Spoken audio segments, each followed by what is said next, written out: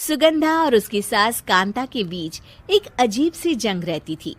ये जंग थी किचन में कौन ज्यादा अच्छा काम करेगा और घर के सदस्यों के दिल जीतेगा। और उनकी इस जंग में हमेशा कुर्बान होते थे उनके दोनों पति। कैसे? आइए देखते हैं इस किचन पॉलिटिक्स की कहानी में। एक दिन किचन में, माँ जी, आज मैं बना रही हूँ मेथी की सब्जी। इस खाने से घर वालों के पेट की सारी समस्या खत्म हो जाएगी। और मैं बना रही हूँ तड़के वाली छाछ, जिसे पीते ही गैस की समस्या कभी नहीं होगी। दोनों अपने अपने खाने को लेकर टेबल पर पहुंच जाती हैं।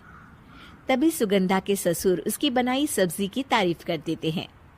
अरे वाह, मेथी की सब्जी भी बनी है, बड़ी ही स्वादिष्ट है। वाह बहू वाह। अरे बहू, लेकिन इसमें इतनी सारी मेथी बर्बाद करने की क्या जरूरत थी? देखिए माँ जी, ये तो वो मेथी है जो आप रात में भिगोकर सुबह उसका पानी पीती हैं, और जो मेथी फेंक देती हैं उसी से मैंने ये सब्जी बनाई है।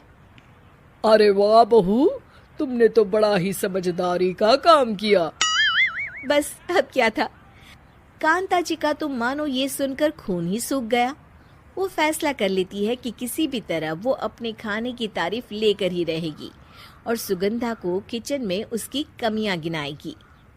कांता फ्रिज खोलकर देख रही होती है और फिर सुगंधा से कहती है, अरे बहू, ये क्या, पूरा फ्रिज गंदा पड़ा है। तभी वहां सुगंधा का पति आ जाता है। वो सुगंधा को डांट कर कहता है, सुगंधा, तुम्हें कितनी बार कह रखा है कि वायरस फैल रहा है, साफ सफाई का पूरा ख्याल रखना है, लेकिन तुम किचन में इतनी गंदगी रखोगी तो कैसे चलेगा। सुगंधा सास की तरफ देखती है जहां वो मुस्कुरा रही होती है। सुगंधा समझ जाती है कि सास ने उससे बदला लेने के लिए ये सब किया है। दोनों रात के खाने की तैयारी में लग जाती हैं। दोनों ना एक दूसरे की तरफ देखती हैं और ना ही एक दूसरे से बातें करती हैं। रात को खाने की टेबल पर एक एक कर दोनों कई तरह के अलग अलग व्यंजन टेबल पर लगा देती हैं और अपने अपने पति के पास जाकर खड़ी हो जाती हैं। अरे खाइए जी खाइए, मैंने बड़ी मेहनत से बनाया है। प्लेट में वो खाना डालती हैं। सुगंधा भी दोनों की प्लेट में खाना डालते हुए कहती है, बड़ी ही मेहनत लगी है इस खाने को बनाने में। हाँ, दोनों को ना चाहते हुए भी सारा खाना खाना पड़ता है। कहीं दही तो कहीं मलाई तो कहीं मसाला।